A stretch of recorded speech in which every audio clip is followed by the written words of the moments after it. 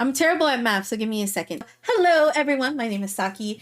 We're going to be doing an Anji tier list. I have not done this at all for Strive because tier lists are opinions at the end of the day. However, I think it's time. We're in season 2. There's quite a bit of changes that Anji has gone through, and I think it's time we actually talked about some of his matchups, which I feel like some people will agree and some won't, but you can let me know in the comments below what your thoughts are. Anji, so let's talk about the ones he wins easily. Okay, so for me, wins easily means that he can do his game plan. He has a very significant advantage in terms of that the damage he dishes out is pretty good, and I believe he can easily twirl through things, and it's a really good, it's honestly a really strong strong time.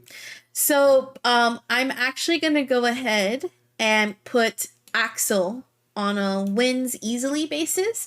The thing with Axel is you have to be a little bit careful. You have to dash block. That's really what it comes down to. But even with the Axel changes, once you're in that nice range, Axel's not a bad time, and I feel like Anji can really get in. Twirl is a huge must in this matchup as well. Also, the fact that Axel doesn't have a lot of guts also plays a part into this. With wins easily category, I also take into consideration that when it comes to your guts, if Anji's damage can kill you, then that's where it works really well. So that's why I say Axel actually goes and wins easily here. Next one that I say wins easily is Chip, believe it or not. Chip is not as crazy as Mila is. The one thing you have to be careful of is the command grab, which is it will definitely make it obvious depending on what type of Chip player you're playing against. But if you know how to get past Chip's gimmicks as well as conscious of the DP that he can do, Chip is actually not a bad time for Anji. It's only frustrating if the Chip is super crazy, because the one thing that Anji struggles with is that he's not a very fast character. He's not for example, Geo or even Testament, where their dashes are a little bit normal. Anji's a little bit slower, sort of like Turtle, more like he has to stay his ground, but it works for him in his favor if the player is able to really keep themselves grounded and not worry about it. And again, we talk about the health all the time. The health all the time part, this right here is the perfect example of where you want to make sure your combos are absolutely on point. If you don't, it's not a fun time. And I really think that you know, when you're playing against a character like Chip, you should be definitely making sure your optimals are on point for sure. I am going to actually put Giovanna here as well. Now, the reason I put Giovanna here is she's a tough character, and it's not that she this is this. So the way I see this is that she is a character where if you don't know how to handle her, you're gonna be mopped completely. But I feel like Anji can beat her easily. And the reason why is that there's a lot of, if you're good at teching the throws, if you're good at calling out the strike throws and the dash-in throws, if you're really good at being, stopping her from in the air and not getting panicky with her pressure, I feel like Anji can win that easily as well. That Anji beats Jacko. I truly feel that Anji can beat Jacko. I don't have any problems with Jacko player, and I believe, quite honestly, you need to know the matchup. Anji can actually take care of quite a bit. The 2P is very much an important part in those in that matchup, as well as it's very much of a if you know what to do when Jacko's minions are on the board, you don't have a problem. Apart from the fact that again, Jacko, the way to counter Jacko is YRCs, backdashing on serving kick, making pressuring her. Again, she also has quite a bit of damage, or rather like her health is not that big, her guts are not that good, so that you can actually really mess her up. So yeah, so I would say that Anji wins easily over Axel, Chip, Giovanna, and Jacko. This is not ordered, by the way. This is more of just like how he wins. But again, the common factor is either you know their gimmicks really well, or they have a low health for that as well. So let's talk about some of the even matches. For starters, of course, I will put Anji up here, but I do feel that Anji is an even matchup. So that's quite honestly no surprise there. But let's talk about some of the even matchups, like for example, Soul. So for me, Soul is actually an even matchup. This is an interesting thing because Soul is such an explosive character, but that's what really makes it even, believe it or not, as well as the fact that Anji is also a very high guts character. And I've heard Anji players say before too that it really comes down to when one player, or like whoever hits first and gets the explosiveness first. It also depends too on how easily they get back into their momentum. So I've been in matches where a dropped combo or a misjudgment on an optimal combo has allowed me to make the comebacks because I also have explosive damage as Anji. So with that being said, that's why I do feel that Soul is an even matchup. It doesn't mean that you should be taking Souls lightly, especially considering that Soul has that DP that really makes it frustrating when you're trying to do Fujin. Plus, on top of that, the 5K kick is like literally the easiest answer to Ishin. But regardless, it's a very much back and forth one for sure. Next one I would say that is even would have to be Testament. So Testament is a very strange character to play against, especially with the recent buffs that they received. With Testament, it really comes down to the pressure that they get from Crow. Now, with Anji, you can reach them. There is opportunities to actually abuse the hitboxes that Testament has. However, with Stain State and the pressure that you get from Stain State, plus the mix-up of Arbiter Sign, definitely adds to the frustration and that unevenness for the matchup. So I do find that Testament is a matchup that when I fight one, it really is dependent on the player, but how well they use those skill sets for Testament. So that's why I put Testament here as an even. The next one I would say that would also be even is Ino. And the reason why I don't put Ino over wins easily, last patch before this one, where they gave her a bunch of stuff. So before the one that they that happened recently in December, I would have put it over wins easily. However, because of the stuff that they gave her, it actually has been a little bit more difficult. Still pretty even though. And it's really because of her toolset and her mix. It's almost impossible to block against that high-low mix, which is frustrating in a sense, but it's definitely not impossible. What really counts here is, again, getting in that damage, explosive damage, and actually keeping the pressure in the corner. If you notice with both of these three, again, really common factor here is once you get that pressure, that advantage, you don't want to let go of it. And that's what that is where I would say that Anji is that even portion for against Ino. Not impossible, but definitely one that is very, very much a frustration for sure. Another one that I put here is Bridget. Based on some of the matches that I put on YouTube, when we look at Bridget, she's still sort of this weird character that I wouldn't say like this is for sure.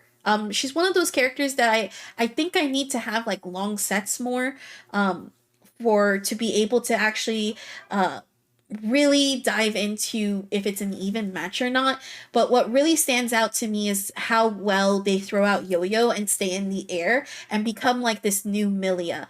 Their pressure is actually really hard to try to get away from. It's if you're not going to get hit, you're definitely having a risk gauge that's going up really high. Plus there's that command grab too. She has her own DP. So it's a little bit wild, but I still say that it's even, just because again there's factors of like her guts, her damage, as well as like she has to do that mix up like 4 to 5 times within the match against Anji. So that's why I say that it is an even matchup for him as well. So this one I also put here as well. This is Mei. I do believe that Mei actually does evenly against Anji. The reason being is that he does have options to punish Dolphin, and really check Mei a lot more than compared to other characters in the cast. And I feel what makes it uneven, or like what gives the advantage to Mei, is her damage.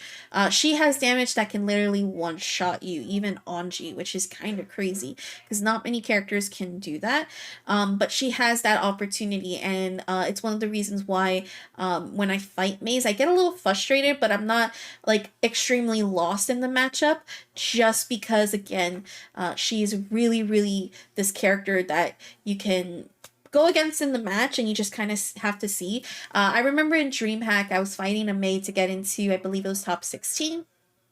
And what ended up happening was the way, like the first 2 games was very much like frustrating, but once you realize that you have to ground the Mei and actually you yourself stay grounded and refocus your neutral to not just be twirls and whatnot, Mei can be an even matchup for Anji. The no advantages, this really comes down to when people, they're easily able to check the characters immediately. So believe it or not, I'm gonna put Ram right here. The reason I put Ram is that Ram still has tools that can stop Anji from going through, especially when we get into the next layer. So perfect example, right?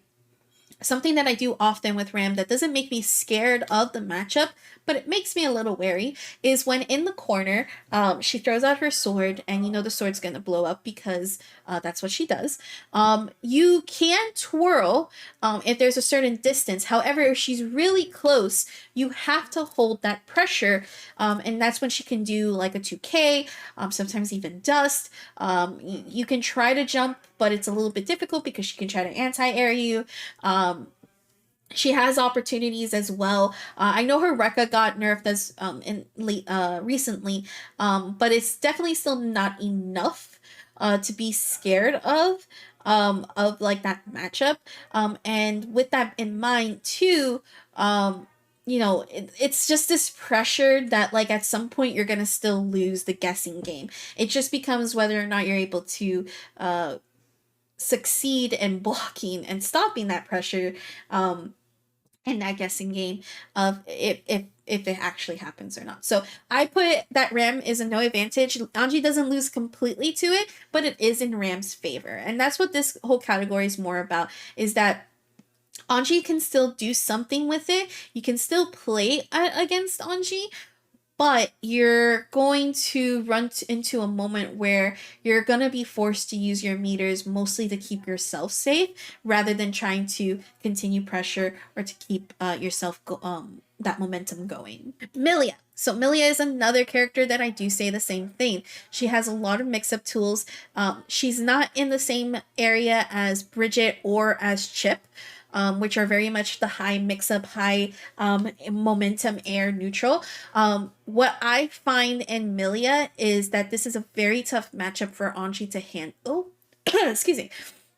This is a very tough matchup for Anji to handle due to the fact that we deal with trying to stop her in the air, and there's not really much opportunity to do so. We do have a 6p. It's a decent 6p. It's not like Testaments, that's very much a godlike one.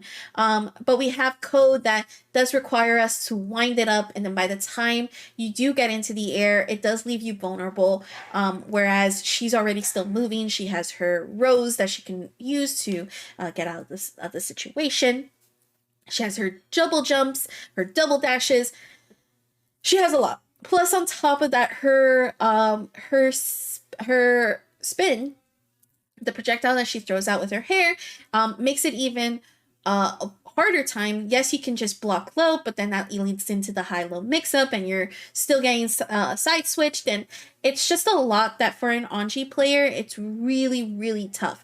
Now, again, even though that this is in Milia's favor, it's not impossible for Anji. He just has to lay down those hard knockdowns and set up the Oki positions to actually continue the pressure and keep her in the corner. If you're able to keep Milia in the corner and keep her grounded and actually apply the pressure, it's not a bad time. You're able to beat it. So that's why I don't put it in the loses completely category, because I do feel that Anji can somewhat check her in that as well.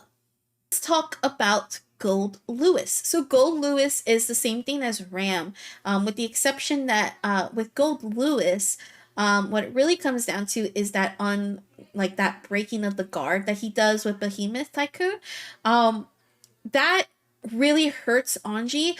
But if you're smart about it, you can do a couple things. You can grab through it, you can twirl through it, you can even try to mash through it depending on how slow it is. What really just hurts them is that and the drone as well, because the drone will stay on screen and you do have to kind of still deal with it on the screen as well. So even though Gold Lewis is also Gold Lewis is just very much like Bridget. Like, we still don't know all about this character because not many people are playing this character. I mean, to do those Behemoth Tycoons is kind of insane. But regardless, it's possible, just not impossible. And again, that's why I put him in the no advantage side. Let's actually put Nago here as well. So this right here, and if you notice the pattern with Anji, it's that he has tools, don't get me wrong, but he loses to the top tier still because, again, he's having to do, he's having to use meter. He's having to outplay a little bit more. When it comes to the wins easily part and the even, you just have to understand the matchup and kind of just get in, and it can go back and forth. But a lot of these that you're seeing in the no advantage side is very much in their favor, no matter what you're trying to accomplish. If they mess up, well, I wouldn't say if they mess up, but I would rather say that if you're able to call out some of their gimmicks, you still can be able to beat them. I used to hate the Nago versus Anji matchup, but I actually really enjoy it. The key to that matchup is making sure you're not backdashing a lot, to not mistime your twirls, and more than anything, secure yourself with a really strong aggressive neutral, so that you can stop him from either doing Fukio or stop him from going back and forth on the blood. He does have damage, like insane damage, so that also adds to like the frustration in the matchup, and puts him at the favor, in his favor. Baiken is also another character, very much so. We have played a couple of Baiken players. Really, is realistically the reason why Baiken would win this match is the fact that she can call out a lot of your Fujin follow-ups and actually punish you really hard. That is not the case for example like Soul. Soul can punish you and still hit you hard, but I truly feel that Baiken's the one that is able to actually get a full corner carry and actually hit super hard and set up good Oki and mix-ups, and it's just not a fun time. So this is why I put Bike in here. The advantage is on her side, especially if they understand the gimmicks and are able to get in. The ways to beat this matchup as an Anji player is quite honestly to call out, I believe it's Slash Kabari, as well as uh, being very wary of the Kabari in neutral, heavy Kabari at least, and also keeping in mind to kind of stop, to kind of punish her Yotusen. But again, it can be a little bit difficult when you have a really good Baiken that's just like really good movement in the air, really solid neutral in the bottom. Her parry is also something to be very mindful of, especially when you're trying to meaty. So that's also something that's like really important to kind of keep in mind when you're fighting against Baiken. So let's talk about the loses completely category. So this for me, quite honestly, is the character literally cannot do anything. Try to twirl, you get hit. You try to do damage, they're still alive. You try to do everything in your power to open them up, and it is absolutely impossible to do so. As well as to try to get in. Very much so, a very frustrating experience for me as an Anji player. So this is why I feel like Anji loses completely to these matchups. Starting up first, Potemkin. Yes, I do say that Anji loses to Potemkin. Why? Well, for starters, Pop Buster, Mega Fist. Those two moves are insane. They're very frustrating to deal with as an Anji. I have still am trying to understand how you can tell the difference between the plus Pop Buster and the not plus Pop Buster. Garuda is a huge factor into this as well. Plus, on top of that, you do need to have multi hits for the armor. I cannot beat a Potemkin. I try. I will do all my best that I can, but I feel that Potemkin wins against the Anji, and this is why I will always say that Potemkin is higher than Anji, because Potemkin is has a lot more tools than Anji can. Also, at the end of the day, too, it's twirl. It's you also have good anti-air options with that command grab that you can grab in the air. It is a very rough time. It's not fun. It is very frustrating, and I like Potemkin players are very special. Let me tell you. Up next is Sato. Sato, another matchup that Anji just loses completely in. It is very much a tough time, especially because Eddie is that hit that goes through twirl most of the time, and Sato can easily take advantage of that by doing either 6P, far slash, whatever the case may be. Also, yes, I believe that that is where like Sato is just not Sato is like really good against Anji.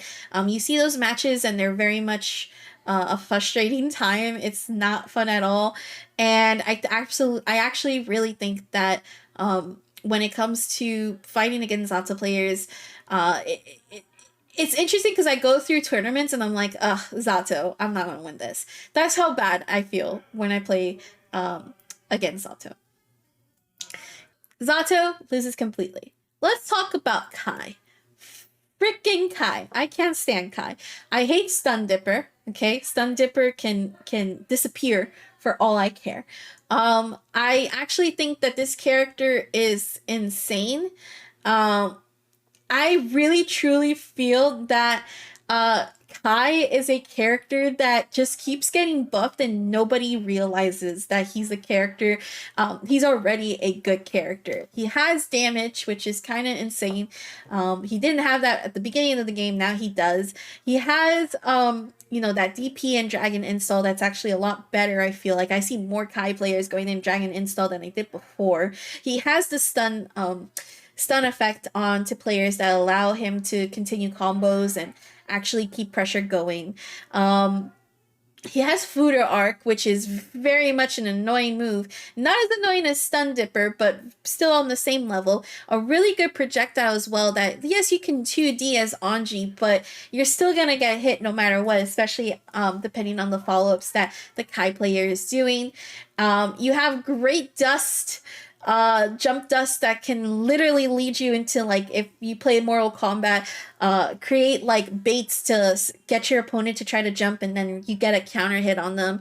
And then above all else, you get combos off of OTG that's like insane. Yes, Anji loses completely to Kai Kisuke. I don't know what else to do against that character. It's a very tough character, but that is how I feel. And we have is Leo. I actually, it's interesting how many people compare Leo to Anji quite often, especially because they say, like, if you want to play a character like Anji, just play Leo. The mix, the vortex, it's only that, and believe it or not, that's what carries Leo in that matchup extremely well, on top of the fact that he has his own charge DP. That mix for Leo is insane. I get messed up all the time because of it. It's very hard to block. It's a great way for him to keep on going, and again, damage too at the end of the day. So I feel that with that in mind, Anji's not going through anything too special, but it definitely shows that, like, that character is still, their tools can easily beat Anji more times than none. And then Happy Chaos. Happy Chaos, that's a losing matchup. There's really nothing to say except that that's Happy Chaos. Like, you're gonna get gunshots. Before, when Happy Chaos came out, you couldn't twirl through the bullets. Now you can, but I would say if I was able to dash block a little bit better against Happy Chaos, I would put him in Axel's range. But with Axel, it's a lot easier to get in than Happy Chaos, possibly because of the fact that those are the sickles. There's a recovery to them. But with the gunshots, and especially if he whips a move or something like that, he's good. He's fine. It works out for him. So I've yet to find a way to consistently beat Happy Chaos that doesn't feel like I just tried to outplay, like, my entire life. And that's the thing about the loses completely part. It's the outplaying. Like, the only way you're gonna beat these characters is if you are beyond their layers and you're the one that's able to open them up easily and whatnot, which is very few times that you'll be able to do that. So this is my Anji matchup tier list. Let me know what you think in the comments below. I'm smiling because I'm pretty sure people are going to be like, what is the matter with Yusaki? But it's my opinion. So, yeah.